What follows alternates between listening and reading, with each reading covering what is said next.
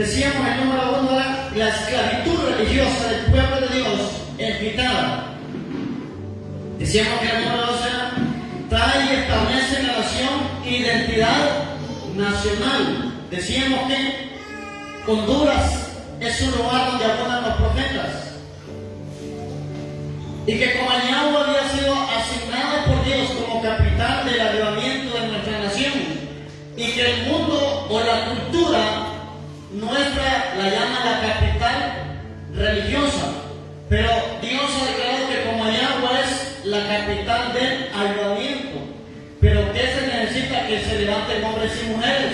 O sea, la palabra es dada, pero necesita la acción de hombres y mujeres de Dios que se levanten. El avivamiento inicia en una persona. El avivamiento después inicia en un grupo de personas.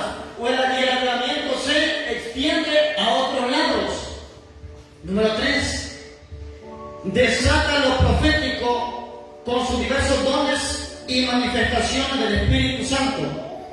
Desata lo profético con sus diversos dones y manifestaciones del Espíritu Santo. Entonces, los dones son activados, las lenguas, la interpretación de lenguas, palabras de ciencia, palabras de sabiduría, discernimiento de espíritu, fe, sanidades, milagros. Se desatan, se activan.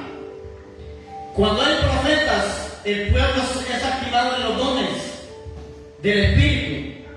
Número 4. Establece y revela el orden divino de autoridad espiritual. Establece y revela el orden divino de autoridad espiritual. Entonces, lo profético no es desorden, lo profético trae orden en estructura. Lo profético activa pastores, activa maestros, activa evangelistas, activa otros profetas y activa apóstoles. Entonces da una identidad también a las personas. 4. 5. Demuestra el poder de Dios. Demuestra el poder de Dios. Usted venía demostrando el poder de Dios. Ve a Moisés demostrando el poder de Dios. Ve a Samuel demostrando el poder de Dios. Cuando estos hombres hablaban con Dios, dicen que había relámpagos, había truenos, sonaban chofares. Había fuego del cielo. Número 6. Dirige al pueblo de Dios hacia su destino. Dirige al pueblo de Dios hacia su destino. Entonces, donde hay profetas, hay identidad, hay propósito y también hay destino. Número 7. Trae la gloria chequina de Dios. Trae la gloria chequina de Dios. O sea, desata la presencia de Dios. La unción es una cosa y la gloria es otra. Trae la gloria chequina de Dios. Número 8. Muestra al Todopoderoso en su grandeza. Muestra al Todopoderoso en su grandeza. Porque una cosa es saber del Todopoderoso y otra cosa es ver las obras del Todopoderoso. El pueblo de Egipto conoció al Todopoderoso como abrir el mar. En Egipto se vio cómo el Todopoderoso convertía el agua en sangre. En Egipto se vio cómo el Todopoderoso hizo 10 plagas y el pueblo de Israel vio cómo Dios lo sustentó con maná del cielo.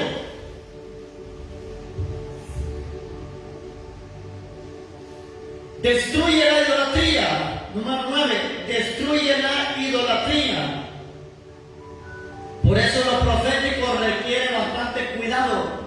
Y se lo voy a decir de esta manera. Muchos profetas andan buscando fama. Muchos profetas andan buscando ser reconocidos. Y si un profeta está llamado a destruir la idolatría, no debe buscar ser un ídolo para las personas. Debe morir primeramente a él. Porque está llamado a dar testimonio de Jesús para que el espíritu de profecía fluya fuerte. El profeta no va a estar para ser reconocido. sino para dar a conocer a Dios y sus obras por medio de él, para que el pueblo se vuelva a Dios, como en los tiempos de Elías. Número 10, revela los diseños de Dios. Revela los diseños de Dios.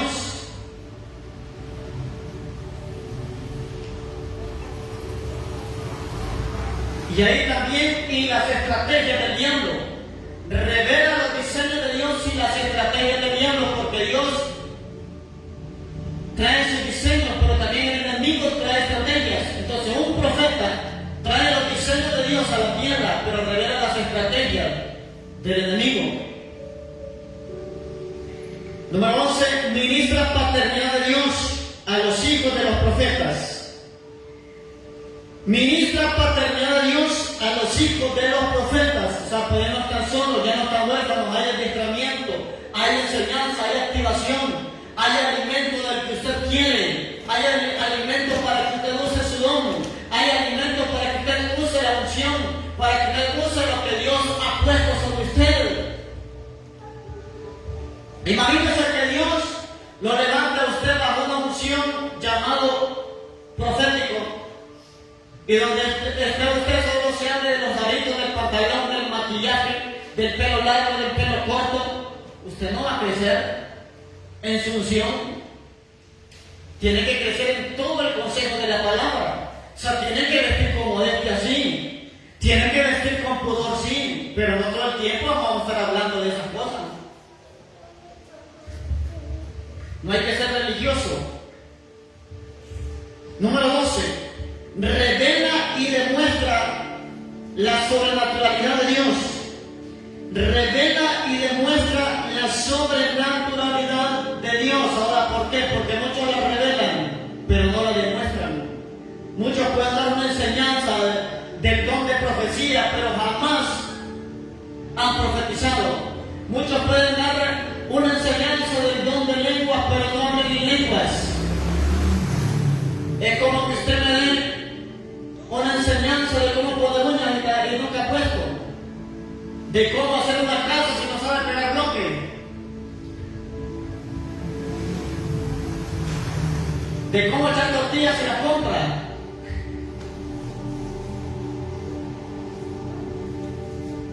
de cómo hacer tamales si nunca ha hecho, tiene que comprarlo para Navidad. Entonces, ¿qué necesitamos? Buscar una experiencia de lo que leemos para activarlo. Si no hay una experiencia personal con Dios y con su palabra, no hay impartición espiritual, aunque hay información. Entonces la Biblia no es un libro para informar, sino un libro para activar. No solamente se activa lo sobrenatural, también la santidad se debe activar, el temor de Dios se debe activar, vestir con poder y modestia se debe activar, pero también se debe activar las señales, los milagros y los prodigios. Que no solo hay que activar lo natural, hay que activar lo espiritual. Número 13. Manifiesta y establece a los elegidos del Señor. Manifiesta y establece a los elegidos del Señor. En Hechos capítulo 13, versículos 1 y 2, habían profetas y maestros. Hechos 13:1. En el versículo 2 nos dice: apartadme a Saulo y a Bernabé para la obra que los he llamado. Entonces, los profetas manifiestan y establecen a los elegidos del Señor. Número 14. Señala y levanta el sacerdocio del Espíritu. 14. Señala y levanta el sacerdocio del Espíritu. Espíritu con mayúscula, porque es el Espíritu Santo. El sacerdocio de los últimos tiempos debe ser un sacerdocio del Espíritu, no de la carne. No vamos a enviar pastores por democracia. No vamos a enviar pastores por votación. No vamos a enviar pastores por carisma, sino por decisión del Espíritu, por decisión del reino.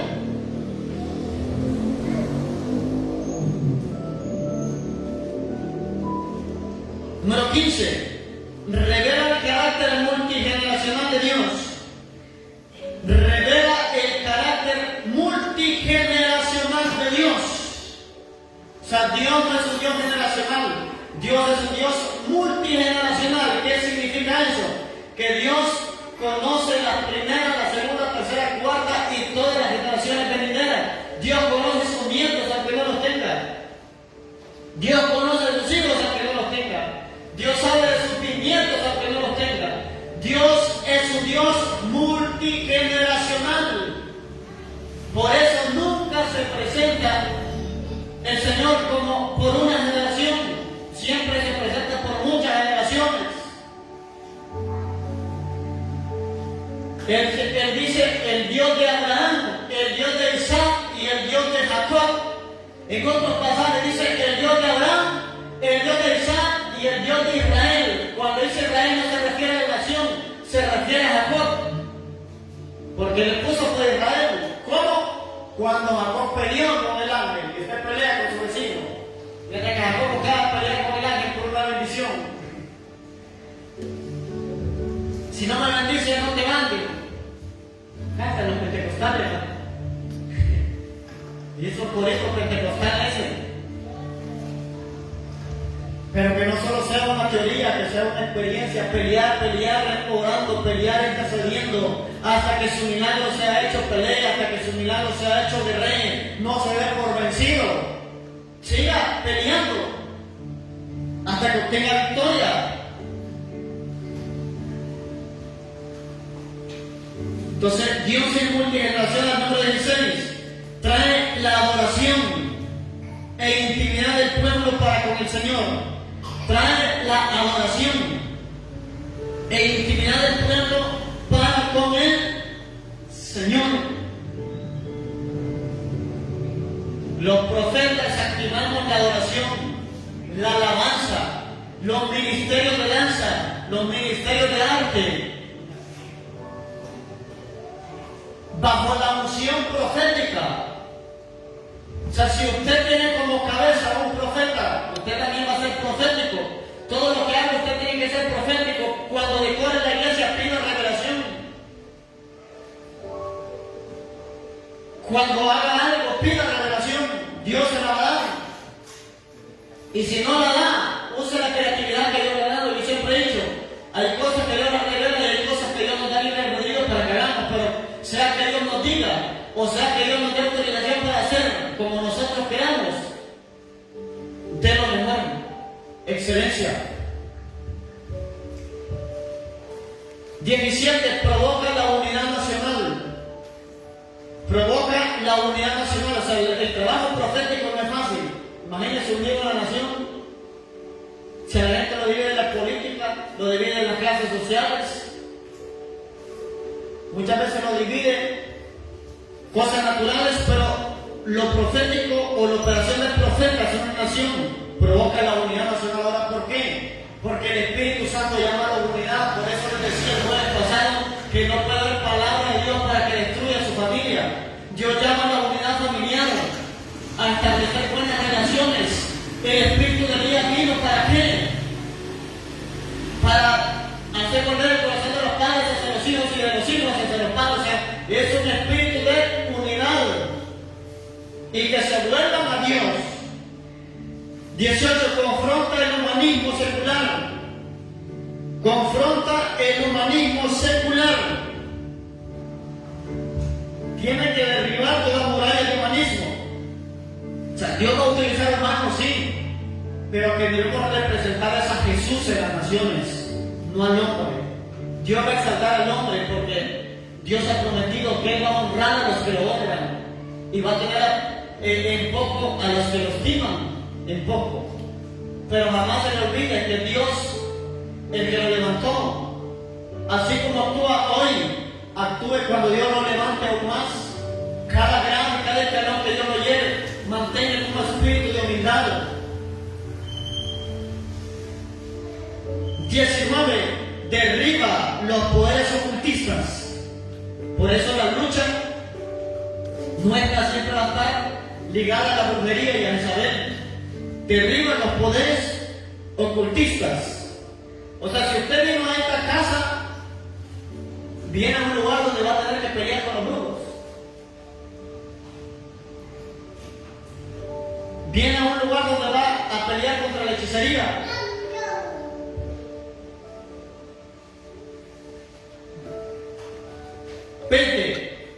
Eleva los niveles de expectativa del pueblo del Señor. Eleva los niveles de expectativa del pueblo del Señor.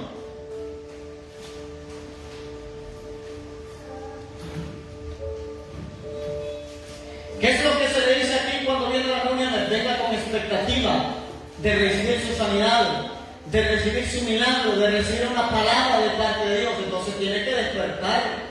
Por eso a veces los profetas a veces caemos mal. Dice que molestamos mucho que el filósofo, que no lo queremos ver tibios, no lo queremos ver fríos. Así como molesta a su hijo para que estudie, así como molesta a su hijo para que haga las tareas, así como molesta a tu hijo y dice por tu bien, que te lo digo, pues los ministros lo hacemos de la misma forma, es por su bien, para que se acerque más a su Señor y se aparte más del mundo. 21. Activa los dones de fe y milagros. Activa los dones de fe y milagros.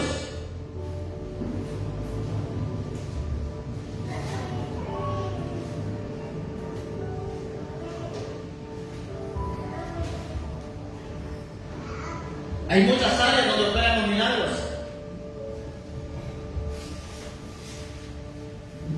Siguiente, nos enfoca en la tierra prometida. Moisés siempre estuvo enfocado en la tierra prometida, jamás perdió su visión ni su propósito. El pueblo pensando en Egipto y Moisés en la tierra prometida. Por eso estar unido a lo profético para tener la mente y el corazón en la tierra prometida y no en Egipto. Mucha gente tiene la mente y el corazón en el mundo y la cabeza de la iglesia, el cielo, la salvación, la santidad. Y la gente, ya no voy a tener que escuchar música mundana, ya no voy a tener que usar signo, ya no voy a tener que ir a la discoteca, ya no voy a tener que fumar. Esa es la mentalidad de la gente, de gloria a Dios, que va a tener que dejar esas cosas también. Esa es la mentalidad cuando la gente comienza los caminos del Señor, el enemigo arrastra y tenemos más la mente en Egipto que en la tierra prometida. Entonces, lo profético lo enfoca en la tierra prometida y no en el mundo. Número 23. Desata los procesos de purificación y santificación. Desata los procesos de purificación y santificación. Porque debemos purificarnos delante de su presencia para estar más cerca de Él. Mente, corazón, puros, santos. Y el último, desata el temor reverente y los juicios de Dios. Desata el temor reverente y los juicios de Dios. Si los juicios de Dios no vienen porque Dios odia a la humanidad, sino porque Dios la ama. Los juicios de Dios son similares a la disciplina de un padre cuando ama a su hijo y no quiere que se pierda. Los juicios de Dios vienen muchas veces en hambre, vienen muchas veces en terremotos, vienen muchas veces en huracanes, vienen muchas veces en diferentes causas. Pero ¿cómo Dios va a enviar algo malo si Él es amor? ¿Y quién lo provoca? Cuando usted azota a su hijo, ¿quién provoca eso? ¿Usted o su hijo? ¿Usted o las personas?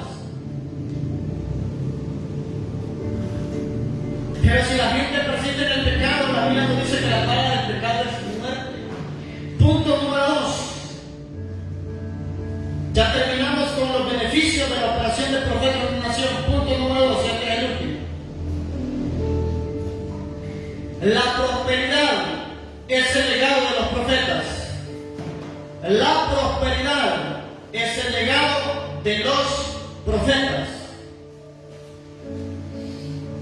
Primero Reyes 17.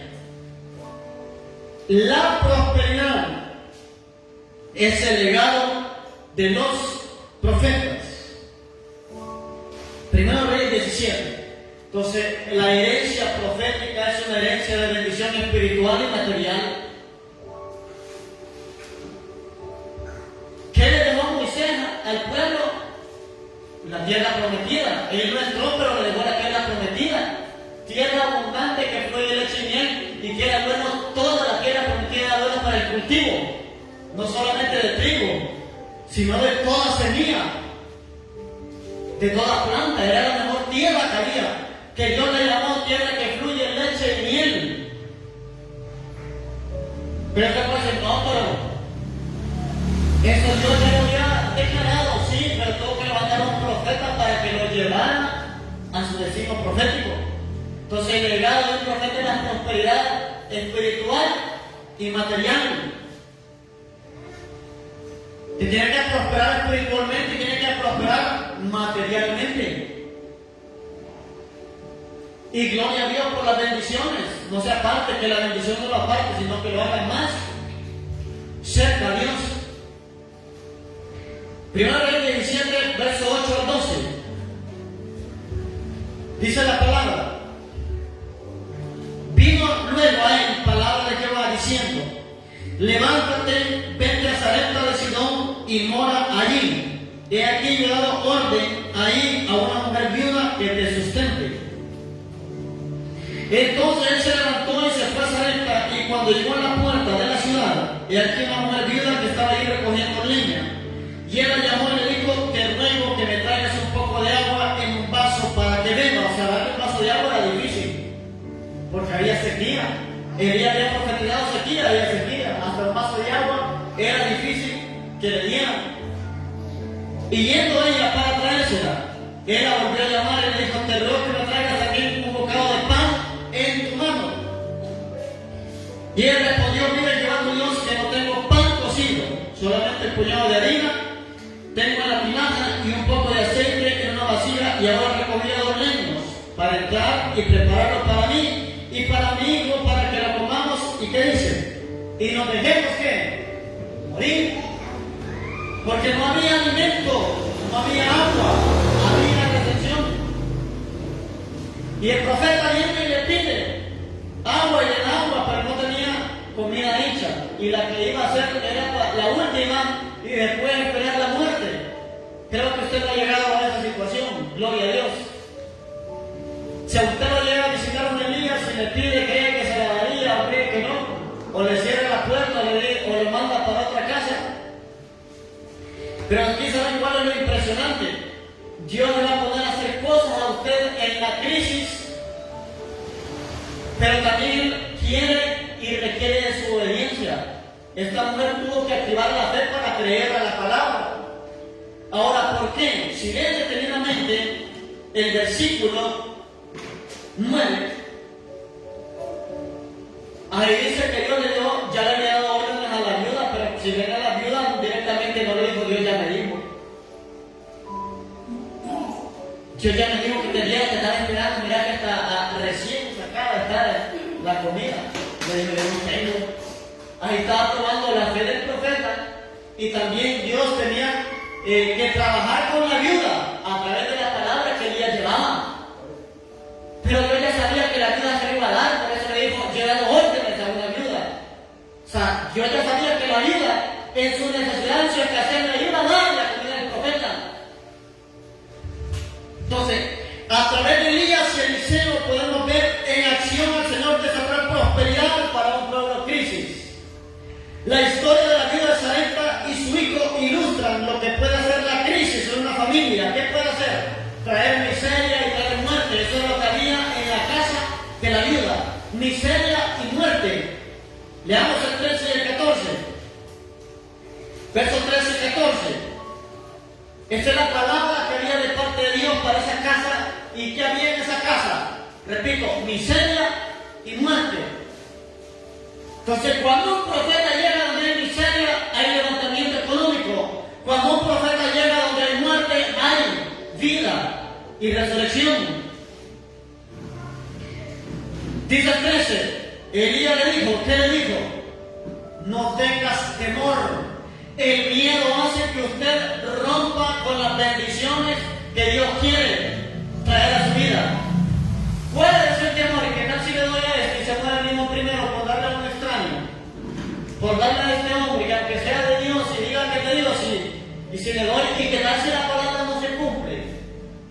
Dice, Elías le dijo, no tengas temor, ven, haz como ha dicho, pero hazme a mí primero, ven, una pequeña torta cocida debajo de la ceniza, y tráemela, y después hará para ti y para tu hijo. Dice el 14, porque Jehová Dios de Israel ha dicho así. Mire que primero le dijo que le hiciera comida, pero hasta después le suelta la palabra. Dice, porque Jehová Dios de Israel ha dicho así, la harina de la tinaja no escaseará, ni el aceite de la vasija disminuirá, hasta el día que Jehová haga llover sobre la faz de la tierra. Entonces le digo, hazme a mí primero, después le va a dar a tu hijo, porque Dios va a desatar prosperidad en esta casa. Entonces, en aquellos días de sequía y hambre, nada podía salvar a los pobres. Los viudos eran pobres, dependían de las cosechas que dejaban en las orillas de los campos, excepto el poder de Jehová, el cual sería activado por el profeta Elías. Escuchen. Entonces, lo único que podía salvar a esta mujer era Dios. Y por eso envió a Elías a ser lugar número 1 para Dios alimentar al profeta y número 2 para alimentar a la viuda. Entonces, cuando usted activa lo profético, no solamente sustenta a un hombre o una mujer de Dios, sino que activa para su casa y para su siguiente generación. Pero para eso tiene que tener fe y no tener ¿el qué? Temor. Entonces, anote esto: prosperidad y multiplicación sobrenatural.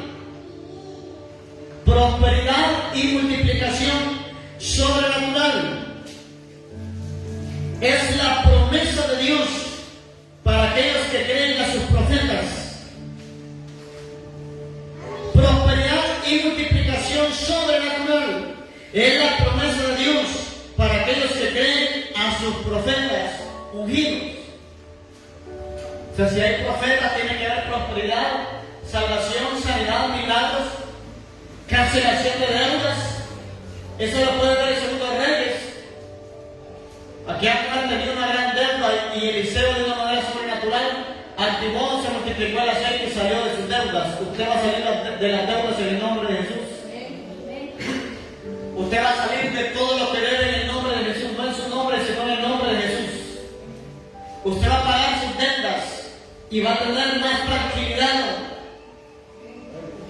O sea, Dios va a proveer, va a abrir puertas sobrenaturales para que usted cancele todo lo que debe. No lo que debe, todo lo que debe. Solo crea la palabra, porque usted es hijo de Dios y Dios lo va a sorprender sobrenaturalmente. La prosperidad es la herencia profética del pueblo de Dios. Escuchen, la prosperidad es la herencia profética del pueblo de Dios. Con esto termino. Versículo 15 y versículo 16. La prosperidad es la herencia profética del pueblo de Dios. Primero de Reyes 17, 15 y 16 dice.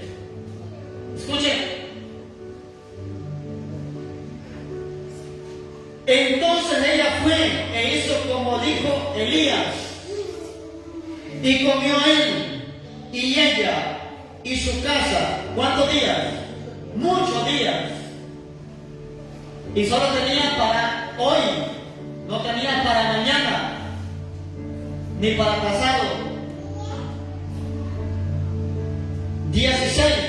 Y la harina de la tinaja no escaseó, ni el aceite de la vasija menguó, conforme a la palabra que Jehová había dicho por Elías. Amén. Entonces vemos que la prosperidad se desata, póngase de pie. La prosperidad se desata por sus profetas, los milagros se desatan por sus profetas, la provisión se desata por sus profetas, y la bendición de la operación de profetas en una nación es que es una herencia, la prosperidad para el pueblo de Dios en medio de la crisis y en medio de cualquier situación mala. La prosperidad de la herencia, eso hay que reclamarla y creerla.